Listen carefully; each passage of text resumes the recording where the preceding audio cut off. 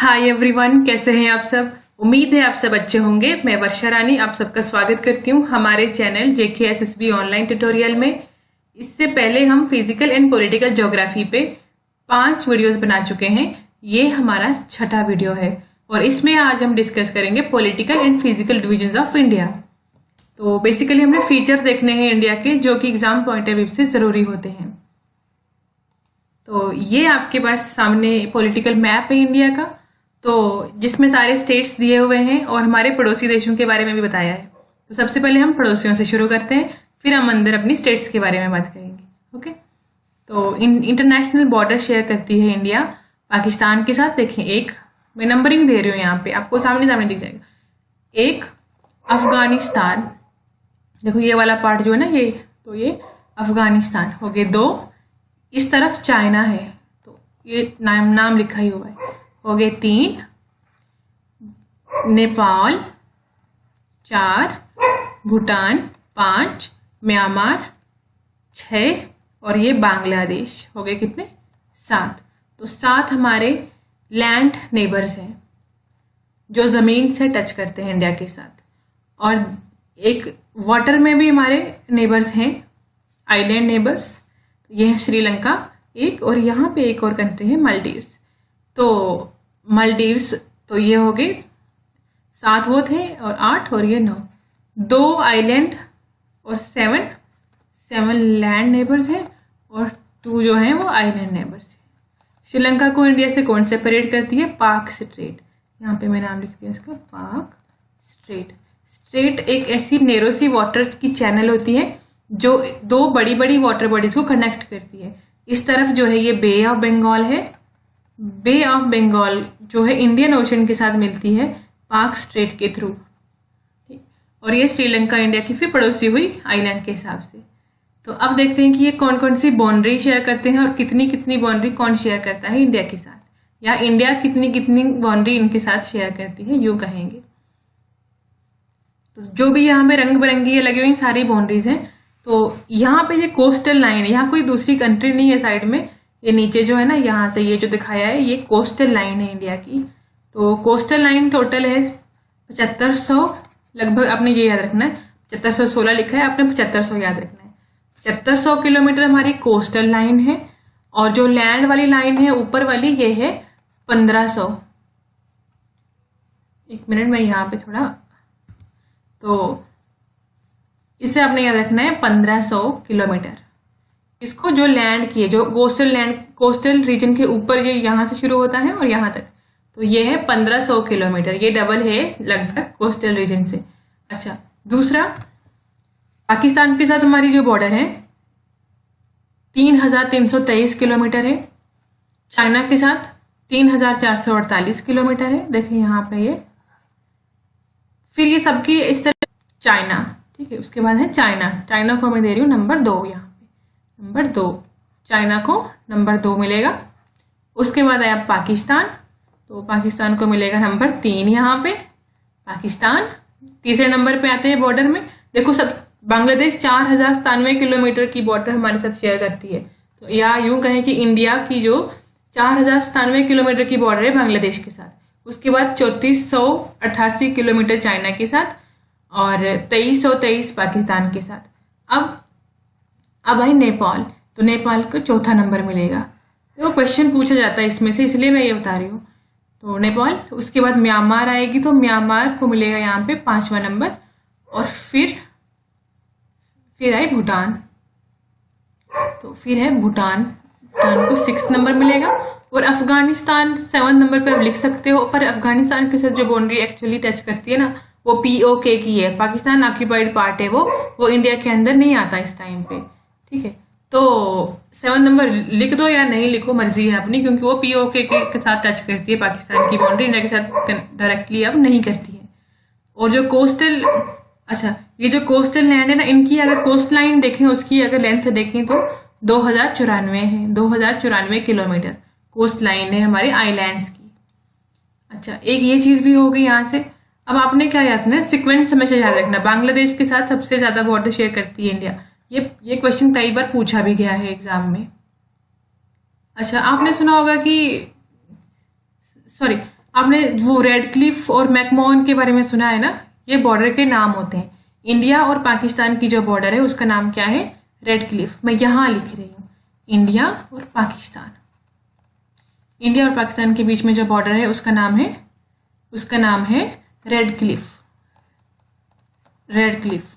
और जो पीओके के साथ इंडिया की बॉर्डर है वो क्या है, लाइन ऑफ कंट्रोल। और इंडिया और चाइना के साथ जो बॉर्डर है हमारी, उसका नाम है मैकमोहन, मैकमोहन। तो मैकमोहन जो लाइन है वो इस तरफ, ये वाली लाइन है बेसिकली, ये भूटान के इस साइड वाली जो लाइन है ना, ये वाली इधर जो है ये मैकमोहन लाइन है। और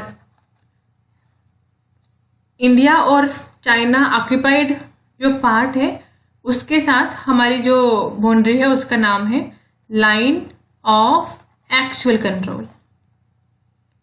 ठीक, तो मैकमोहन लाइन जो है ना, ये बहुत ज्यादा खबरों में रहती है। डिस्प्यूटेड बॉर्डर है ये, एक्चुअली क्या है ना, 1914 में, थोड़ा सा पॉलिटिकल पार्ट बता रही हूँ इसके बारे में।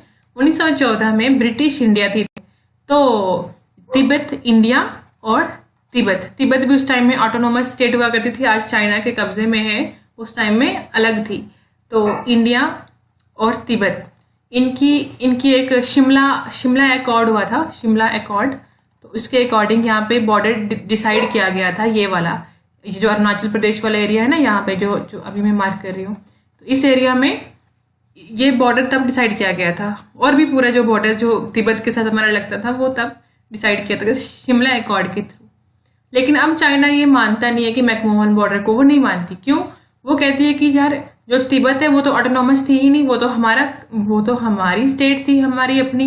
तो जब वो ऑटोनॉमस है ही नहीं, सोवरेन स्टेट है ही नहीं, तो उसके पास कोई राइट नहीं है किसी और देश के साथ जाके डिसाइड करने का कि कौन सा बॉर्डर हम रखेंगे, कौन सा नहीं रखेंगे। इसलिए ये नॉर्थ ईस्टर्न में थोड़ा टेंशन रहता है। अच्छा, तो और हमें देखना था इसके बारे में क्या।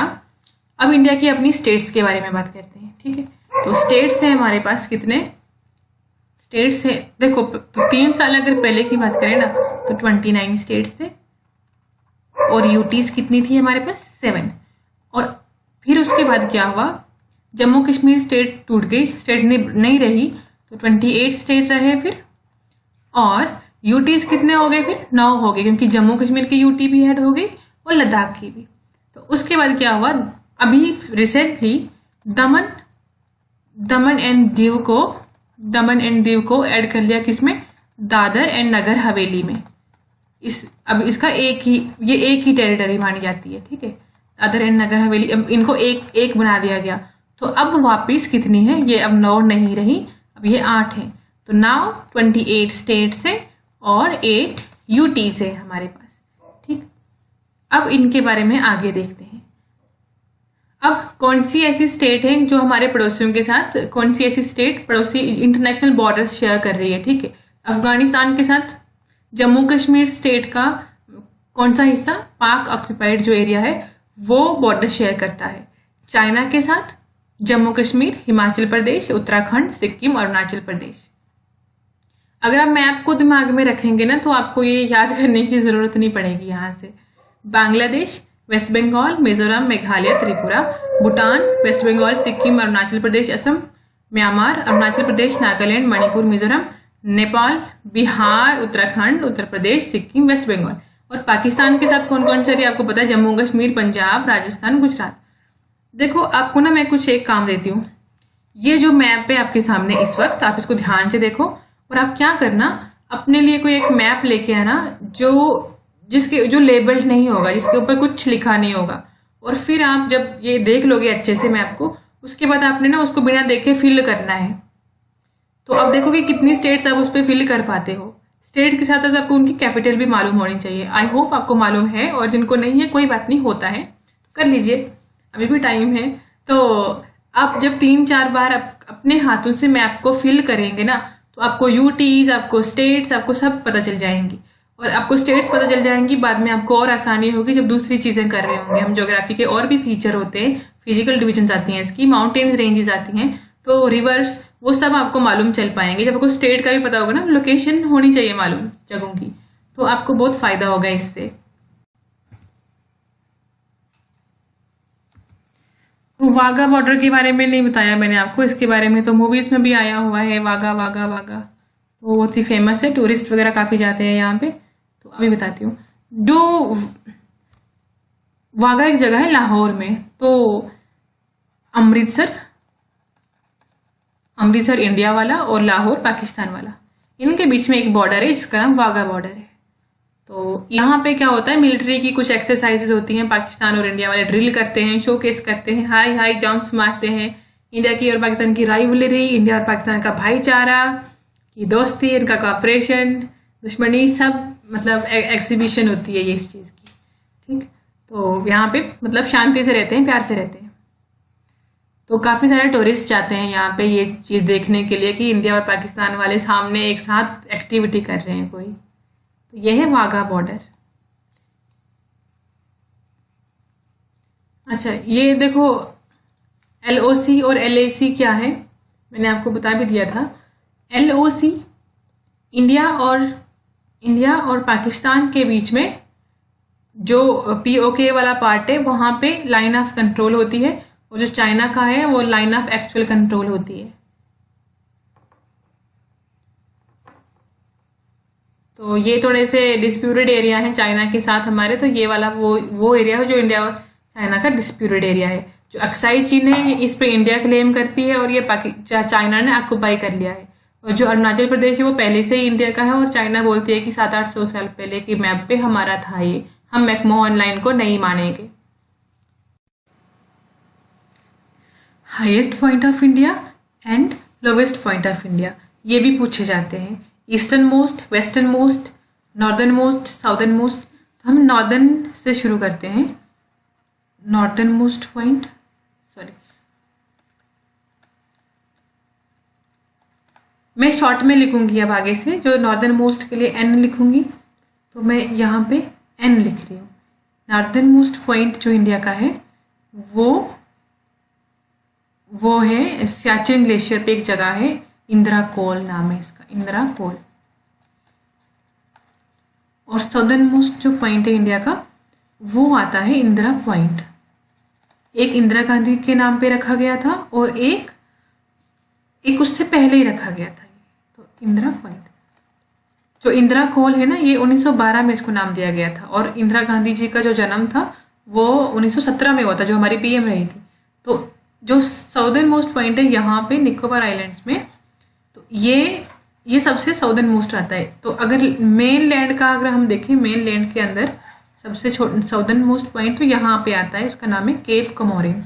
अगर क्वेश्चन ही ऐसे पूछा जाए कि मेन लैंड में सबसे साउदर्न मोस्ट पॉइंट कौन सा है इंडिया का, तो दैट इज केप कमोरिन इन कन्याकुमारी। आपने सुना ना कश्मीर से कन्याकुमारी, तो ये वही है।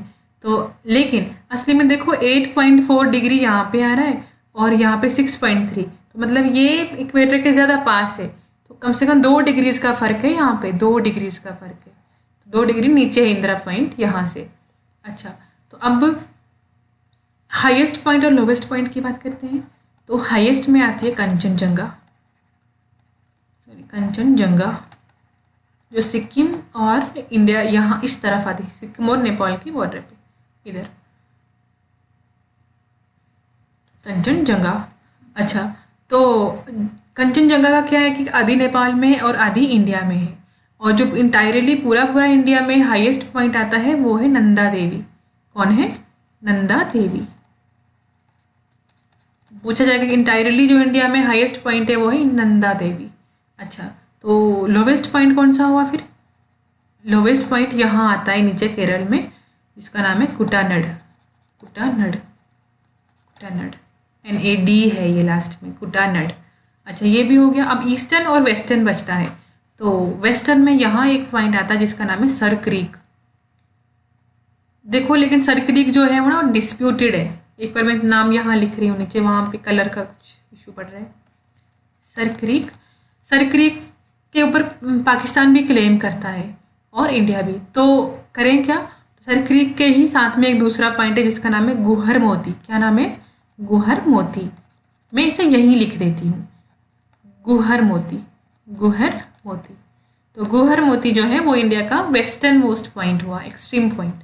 और ईस्टर्न साइड में एक किबिथियम डिस्ट्रिक्ट है यहाँ पे, तो ये है किबिथियम डिस्ट्रिक्ट।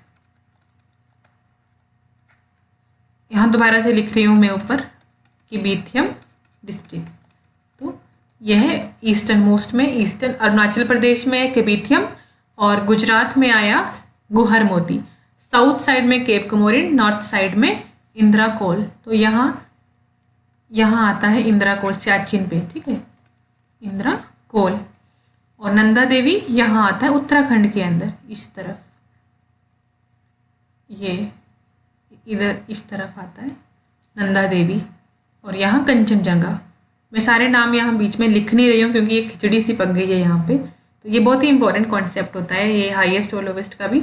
अब हाईएस्ट पॉइंट और नॉर्दर्न मोस्ट पॉइंट में बहुत फर्क होता है। हाईएस्ट होता है कि सी से कितना ऊंचा है, और नॉर्दर्न मोस्ट हुआ कि आप इक्वेटर से कितना दूर है, ठीक है। 5 स्टेट्स और 2 यूनियन टेरिटरीज है हमारे पास, जो कोई इंटरनेशनल बॉर्डर, जो इंटरनेशनल बाउंड्री या कोई कोस्टल लाइन के साथ टच नहीं करती हैं। तो कौन कौन सी हैं? तो कौन सी 5 हैं देखिए आप यहाँ पे, हरियाणा आ गई, चंडीगढ़ यूटी दिल्ली।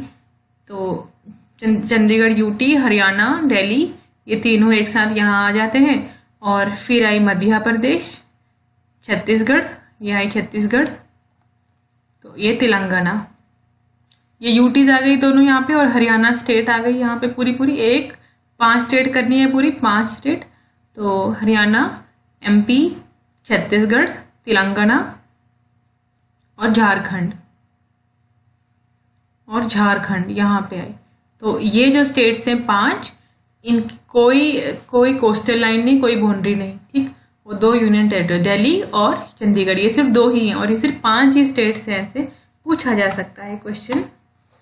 झारखंड, तेलंगाना, एमपी, हरियाणा और छत्तीसगढ़, ठीक।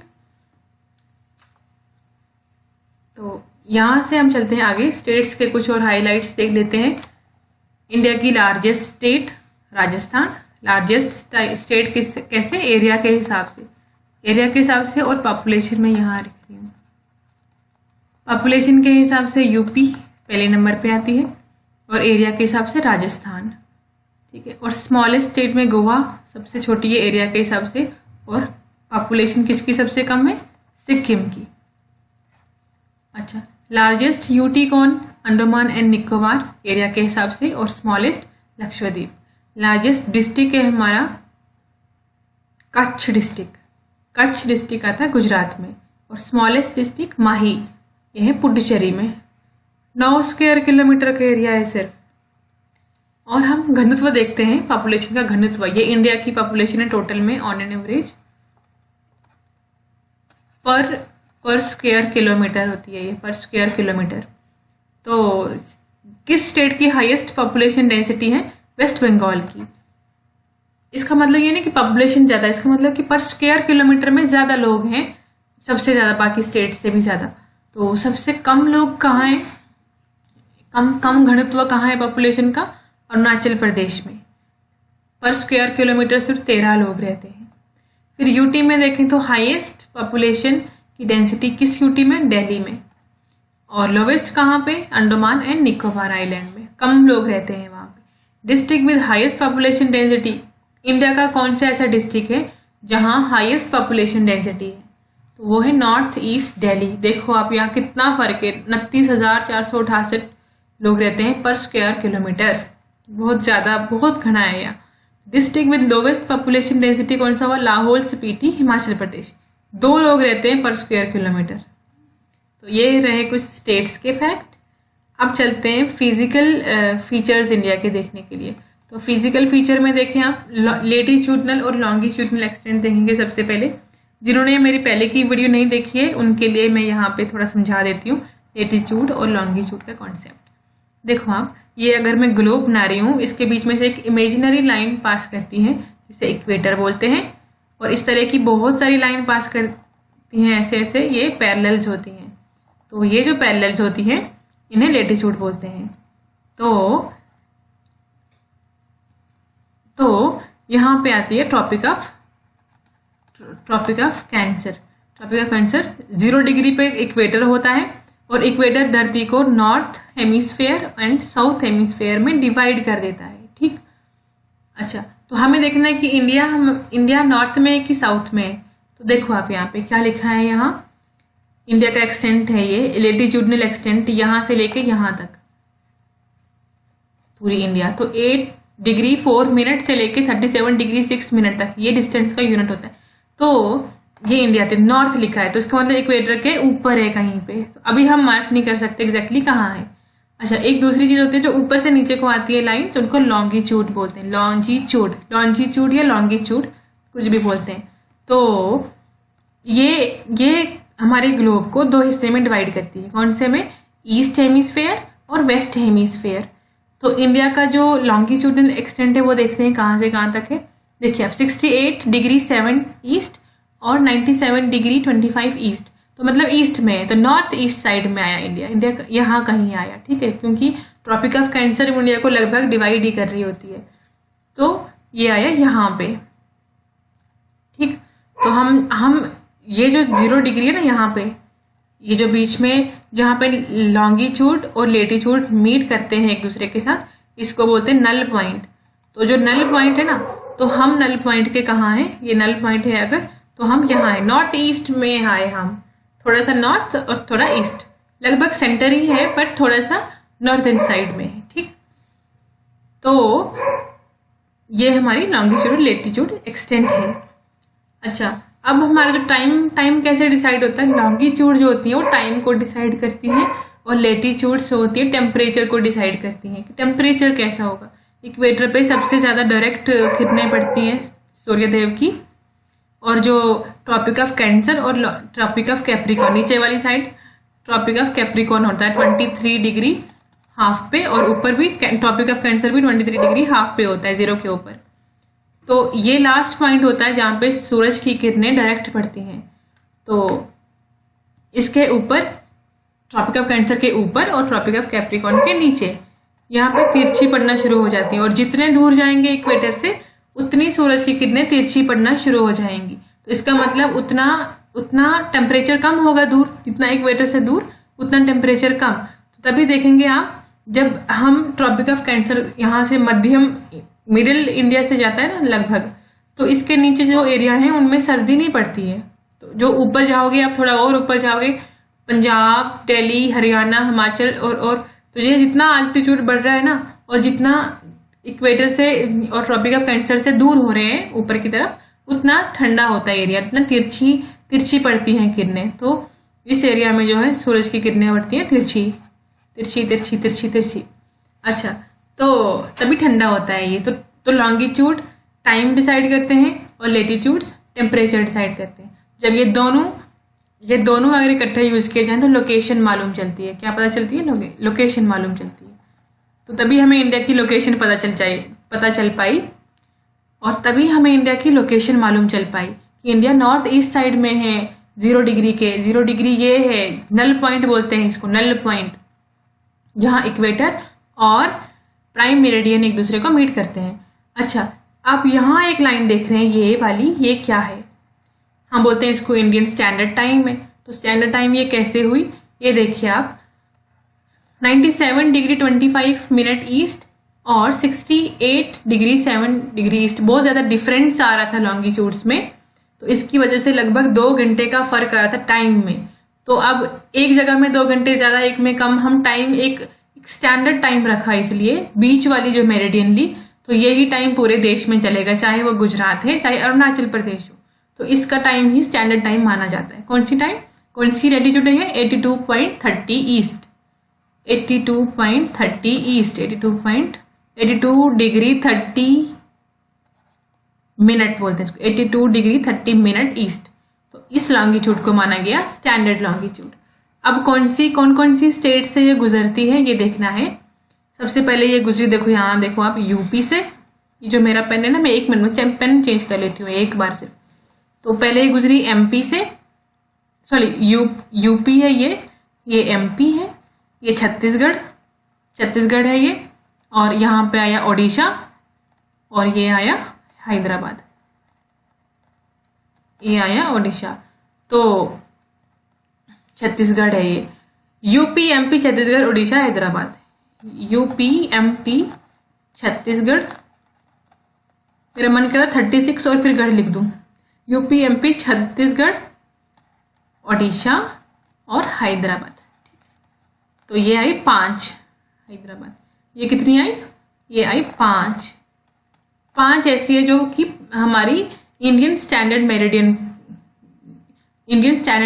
इनमें से गुजरती है। ठीक है, अब आया इक्वेटर। इक्वेटर के ऊपर कौन था? Tropic of Cancer. तो ट्रॉपिक ऑफ कैंसर जो है लगभग इंडिया को हाफ करता है, बीच में से गुजरता है इंडिया के कुछ स्टेट्स के। तो वो हम देखेंगे कहाँ कहाँ से गुजरता है। ट्रॉपिक ऑफ कैंसर इंडिया की 8 स्टेट से गुजरती है। कौन कौन सी? Gujarat, Rajasthan, Madhya Pradesh, Chhattisgarh, Jharkhand, waste Bengal, Tripura and Mizoram. ये 8 स्टेट से होके गुजरती है। और लॉन्गिट्यूड 5 स्टेट से गुजरती है। कौन कौन सी? UP, MP, Chhattisgarh, Odisha and Hyderabad. और ट्रॉपिक ऑफ कैंसर 8 स्टेट से गुजरती है। ठीक, और सबसे नियरेस्ट सिटी अगर कोई है ट्रॉपिक ऑफ कैंसर के तो वो है उदयपुर। गेस ये कहाँ पे है? तो त्रिपुरा, इसका शहर है उदयपुर, ये सबसे पास है इसके।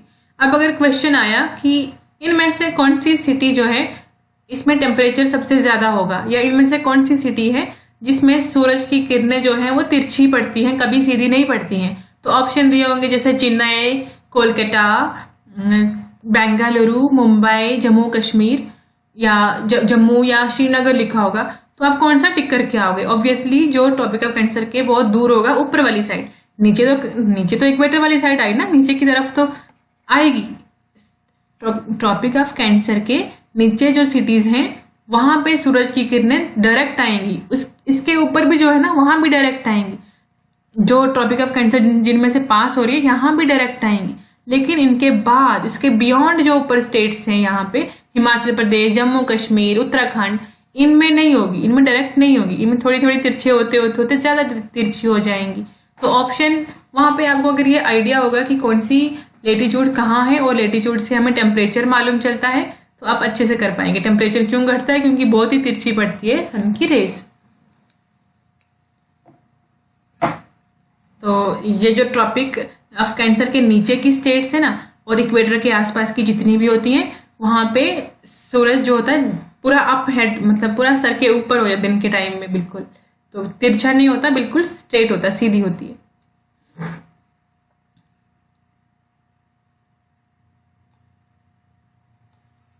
अच्छा, तो अब इंडिया की जो कुछ मेन फिजिकल डिविजन्स हैं इनको 6 कैटेगरीज में डिवाइड किया गया है on the basis of geological features.